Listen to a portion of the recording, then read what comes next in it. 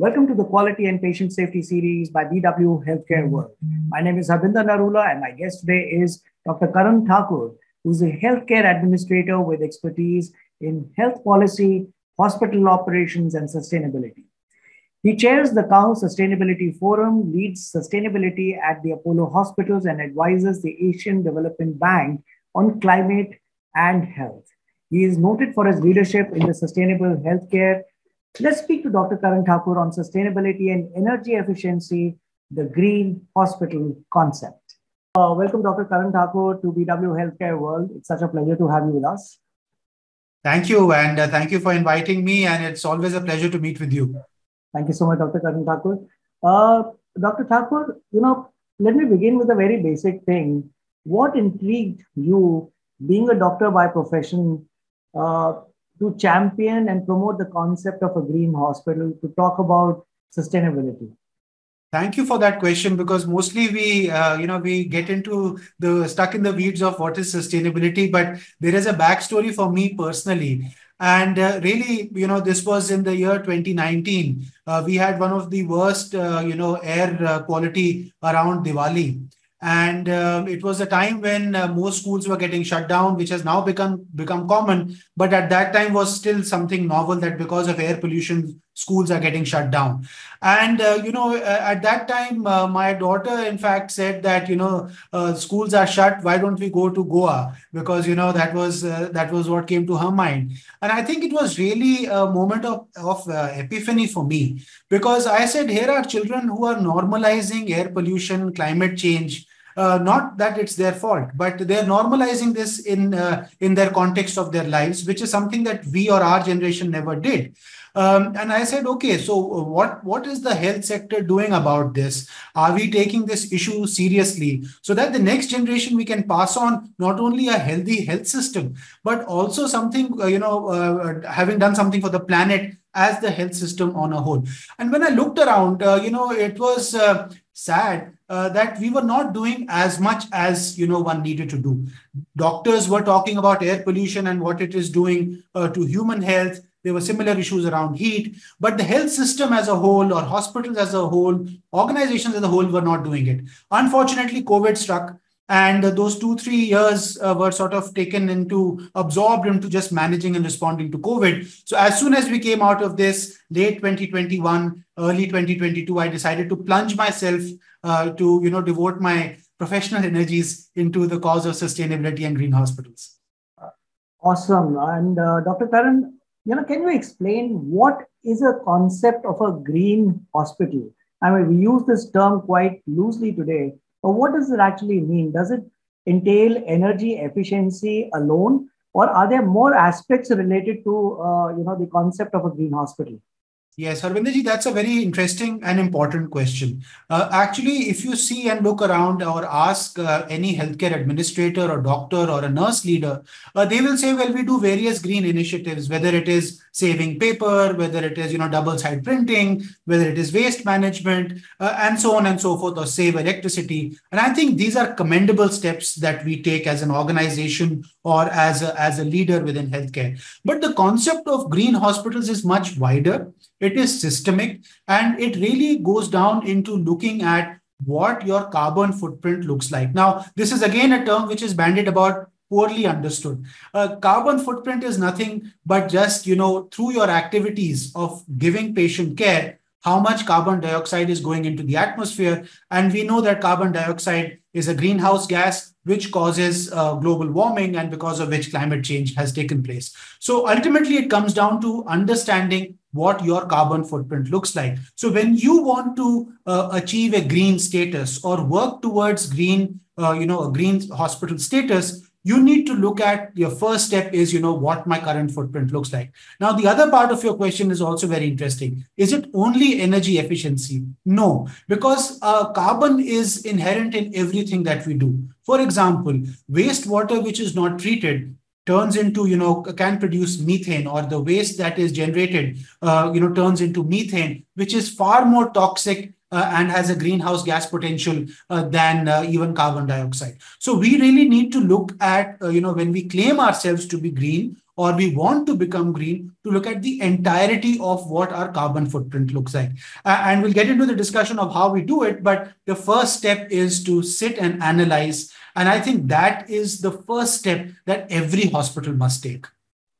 I completely agree with you, Dr. Karan, that, first step is to acknowledge that there is a problem and understand that there's something that needs to be done, because only then would you take the action. But Dr. Thakur, you were talking about green hospitals, the gases, etc. How can this be associated with the overall concept of sustainability? Absolutely right. So here again, I'd like to step back and talk about climate change and that as a dimension within health.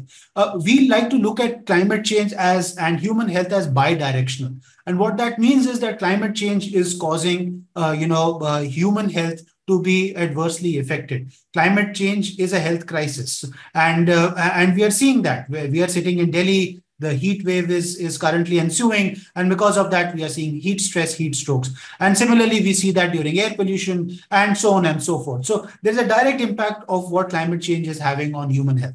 Then there is the other interaction, which is what the health sector is doing towards contribution towards the climate crisis itself. And that is where I spoke about emissions and, our carbon footprint causing that. So we really have to see that bidirectionality. And when we go into sustainability, it's an overarching term, which really, takes into account both the impact that we will see of climate change in our organizations on human health. What does that mean? So, for example, if you're operating in a hospital which has air pollution, or the city has an air pollution problem, you're going to see that being playing out into what your patient profile looks like. So, are we really planning for that increase in patient base on air pollution related illnesses? That's the only way we are going to be sustainable in terms of providing care for our patients. On the other side, if we are polluting, if we are still using coal in our operations, if we are still using high carbon fuels like diesel and so on and so forth, not electrifying our fleet or moving towards low carbon alternatives, we are again contributing towards the climate crisis. That's the second bidirectionality that we have. And therefore, we are not going to be sustainable. Now, mind you, this is all becoming very important, both because it makes financial sense to do so. If you save energy and you're energy efficient or green, A, it improves your financial performance. B, it improves also your standing in society. And C, I think it's a social dimension that we need to do for our patients. But D, most importantly, the country as a whole has targets that it has set itself towards net zero and carbon neutrality by 2030, 2050, and 2070. The Prime Minister outlined what was called the 5 principles that India needs to adopt at the COP26, I think it was. And that means that, we have to, as the health sector, also contribute towards this. We can't just leave this for the energy sector, FMCG sector, but also contribute towards it. So it's also a national cause. So it makes sense for the organization, makes sense for patients and society, but also is a national cause. Absolutely, Dr. Thakur. In fact, just yesterday in the evening, I was talking to some doctor and I was telling them that if you go to any city, the largest building with a single occupier would most likely be a hospital. Yes. So I think there's a lot of responsibility that we have towards contributing towards sustainability. So, Dr. Thakur, what are the energy efficiency measures which can be considered for SHCO and HCO? Yes. So, if you see healthcare organizations, typically, like you said, where does the energy, guzzling come from? Primarily, it will be, our energy intensive operations. And that means lighting, cooling. In some cases, it may be heating, and it is the use of other resources, for example, water, and then the waste that is generated from it. On the other side, it is also the products that we consume to give patient care. So think about, all the consumables that we use. We use an X-ray machine to, diagnose a patient, so on and so forth. So that is the spectrum of activities that we have. And the energy efficiency is mainly drawn towards cooling and lighting. If you were to break it down into 2 activities, those 2 would be it. What can we do? Now, most organizations understand that, the type of lighting that they use, probably they don't even know about the type of lighting that they're currently using. And I think that's where my first point was, to step back and acknowledge and evaluate where we are. I think the movement towards LED lighting, a lot of hospitals have actually undertaken this, but I think this needs to become 100% for all healthcare organizations, back areas included. So not just patient care or patient facing areas, but back end also. And we have seen that this can significantly reduce your carbon footprint. Upwards of about 20% can be reduced just by the way you use your lighting systems and the HVAC systems. If you look at the HVAC systems, we have in many hospitals, central air conditioning. In many, we have a sort of disaggregated sort of air conditioning, whether they could be split ACs or window ACs, supplemented by, a central power plant. Now, there are various ways to look at HVAC efficiency, which include, reuse of the water that you're using into the cooling towers. That helps reduce your, the energy intensity that you have. Similarly, just a small increase in temperature. So if you go from 21 degrees to 22-23 degrees, you can actually have a lot of energy saving that comes from HVAC. Third is, in our HVAC systems, there is always an inefficiency that is built in either through the design or through clogging of the chilled water pipelines. If we, employ very simple techniques to make sure that the efficiency of the cooling water supply across the hospital improves, we can actually accrue a lot of savings. And fourth is, I think we need to really plan towards making sure that we look at energy and cooling as a whole and look at what is within my scope to help really reduce and come down to. And this is not just only at the leadership level. I think there is a lot of awareness that is needed at the patient care level, whether it's through doctors or nurses, to become part of this, this journey towards sustainability and becoming more energy efficient. Absolutely. And Dr. Thakur, are there any levels or stages for a hospital for becoming or achieving the status of being considered and called a green hospital? Yes. So for hospitals that are being built, so, those are hospitals which are greenfield or just coming on stream, there are options and opportunities to become, certified in green buildings. So there are various certifications that are done. The Indian Green Building Council, IGBC, has a code.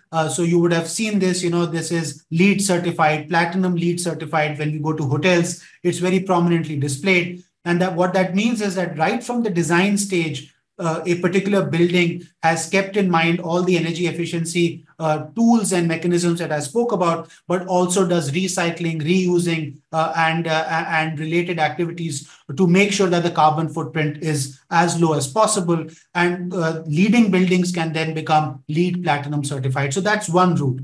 The other route available to is, if you're an existing hospital, and especially if you're a mature hospital, you're 10, 20, 30 years old, what do you do? So, there are various tools available, whether it is solarization, which is the use of renewable energies, power purchase, that you purchase electricity from renewable sources only, and other means that I spoke about, whether it's energy or HVAC, that can help you actually apply for. Various organizations have sustainability or sustainable building certification. CII is one prominent organization that does it, but there are others also, and they will certify your building in a certain grade of whether you're sustainable or not. So these two are ways in which you can really reach a level. But if you're just starting up, I think it's important to take 5, 10, 15 steps across your value chain and get started rather than looking at a certification initially.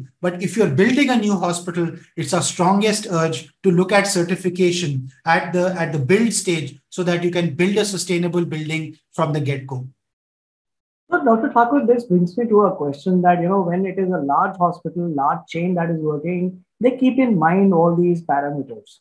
But when it comes to a small hospital, a small nursing home, there is not much incentive for them to start working or creating a building or a workplace that takes care of all these things.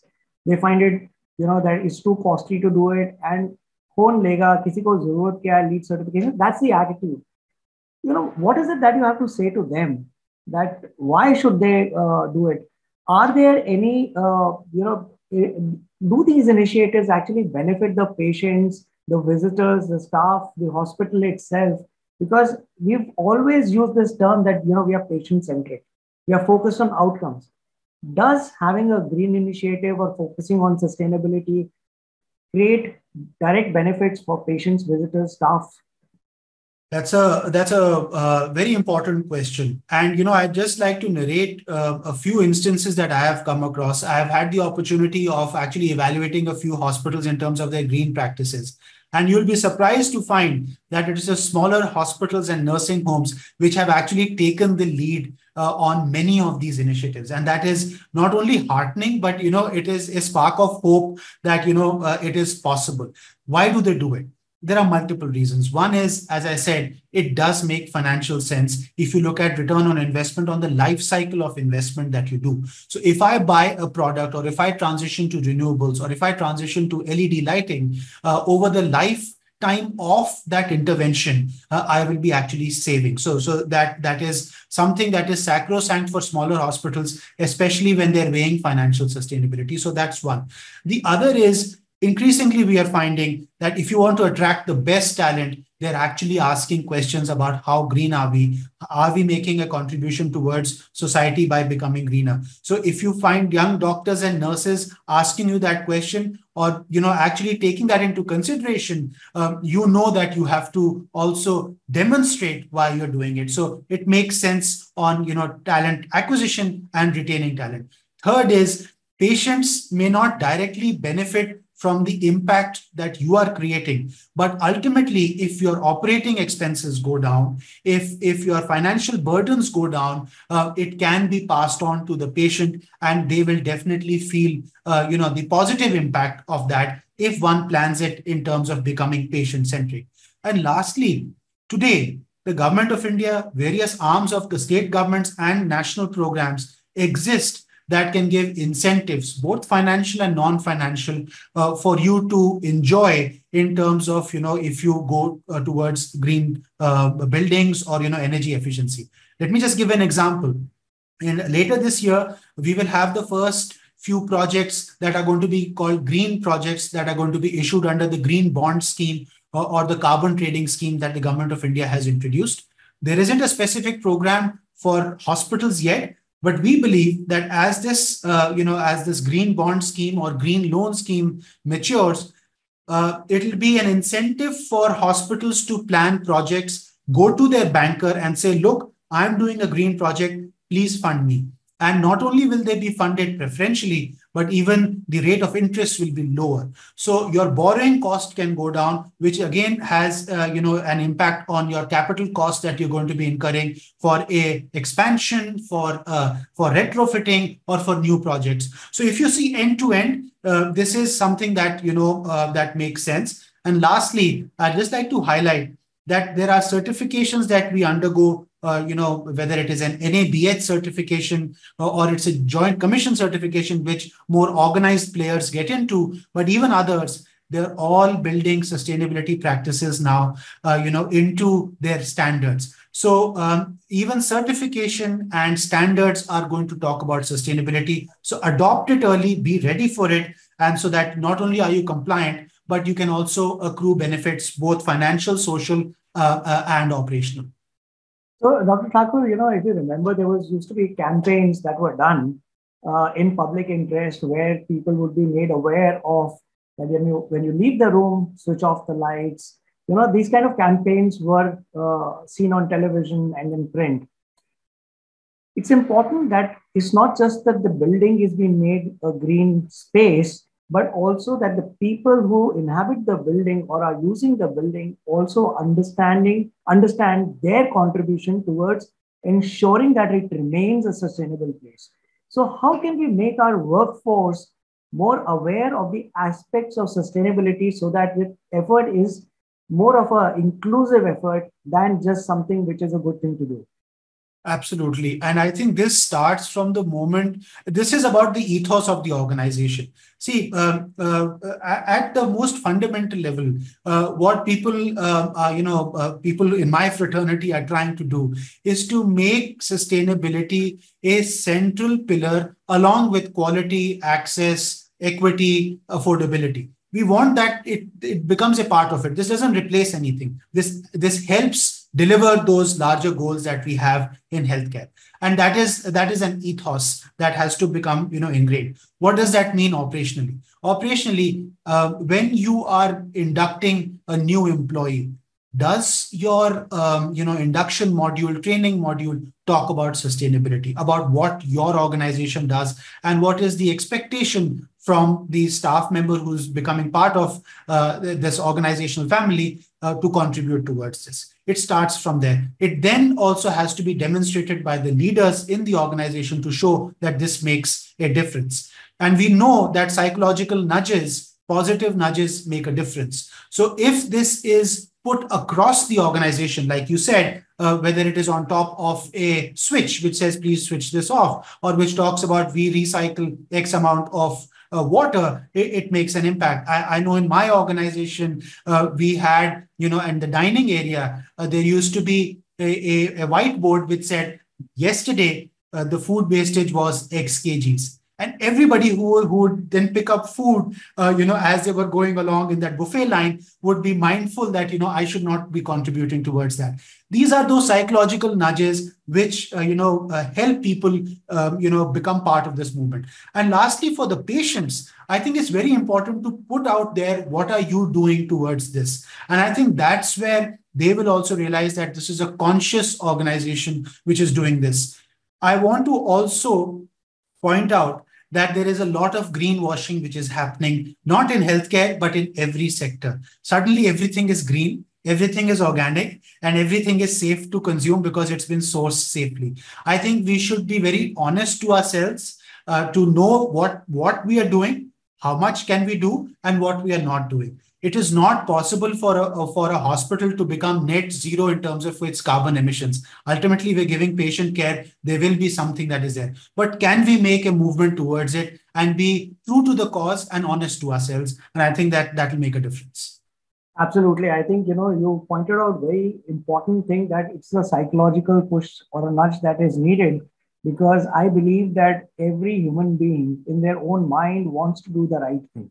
It's just that they are so absorbed in their own daily routine that they forget that there are small things that they could do. And this, what you spoke about, putting a message on the whiteboard, I think is a very strong way, and is yet a very simple way of making things work. Dr. Thakur, are there any certifications, audits which need to be obtained by a healthcare organization for being recognized as a green hospital? Can you throw some light on that? Yes. So there are, as I spoke about on the building side, on the built environment, there are, organizations that are giving certifications in terms of your green building. And then, you have organizations like CII that are actually certifying your performance or, the initiatives that you've taken. But I'll also like to speak about organizations like CAHO, which is the consortium of accredited healthcare organizations. And there we've initiated, new awards which recognize both environmental sustainability and also, the newer initiatives or innovations that organizations are doing within this space of sustainability, and recognizing and rewarding them. The first one was announced at the CAHO in Kolkata, just a couple of months back. And that is one recognition that you can do. And I'd urge, all your listeners and viewers to please apply for, like the CAHO awards. And similarly for, the CII awards and others. And you would see now that very credible organizations, I've taken the name of CII, but even FICCI runs, various healthcare awards, but also has sustainability as an aspect. I know Businessworld has laid a lot of emphasis on sustainability. The sustainability summit that happens brings the best minds from across the world, and not just healthcare, on sustainability. That's another place where recognition can come from. So the idea is, let's start doing projects. Let's see some performance, and then let's go to organizations like the ones that I've named, so that you can get that recognition and credible recognition to propel our workforce to do more. And Dr. Thakur, before I let you go, what is your thought on the contribution of the government? How are they supporting and encouraging these initiatives that could be implemented in a hospital? Yes. So I think, the support that the government has given to Indian industry as a whole, both in terms of hard targets. I mean, we are talking about by 2030, 50% of all energy consumption in India will come from renewable sources, and we are well on track. Similarly, talking about energy intensity reduction by 50% in a growing economy by 2030 is well on track. Amongst all nations that you see who go back to COPs, and that's the Conference of Parties every year, which happens, and report on their performance, their national performance, India is an outlier in having achieved most of the targets that it has set for itself. This is greatly encouraging. And how are they doing this? They're doing this with with economic nudges, which means if you move towards renewables, you move towards solarization, you are going to get incentives and, you're going to be getting preferential allotments, which means that, the government is encouraging on that side. And on the other side, it is on the compliance, which is through standards agencies. And if you're a listed hospital, it is through, reporting through BRSR and other formats and ESG reports, which is a nudge towards it. So I think there is a collaborative approach that the government has taken, and I think we must become party to join hands towards this larger cause.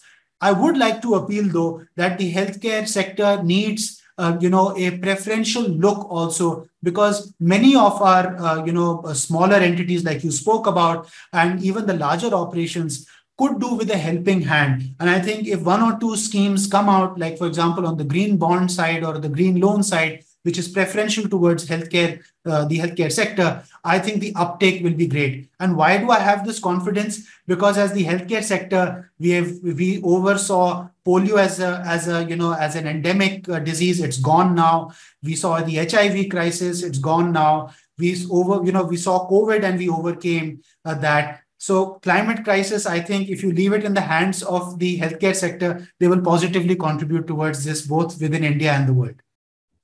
Dr. Thakur, absolutely. I couldn't agree more with you. I think, when we're talking about sustainability and the efforts that the government needs to make, it could be more inclusive, to focus on sectors that not only benefit from being greener, but can actually be the contributors to take the message and take it to the people in a manner where they understand that it is affecting their health. So, I mean, the crisis of COVID has got over because people realized that health was important. So I think that's something that we need to do. It is encouraging to see that government is moving in that direction. It is encouraging to see when you told me that the smaller hospitals are actually more mindful because of economic sense, and I think what needs to happen now is, from this economic sense, there should be a sense of pride in being a greener institution. And I think with that, I can thank you, only gratitude to you for taking our time to speak with us and sensitize us on what we need to do to be a greener healthcare institution. Thank you for having me, and it's always a pleasure to speak with you.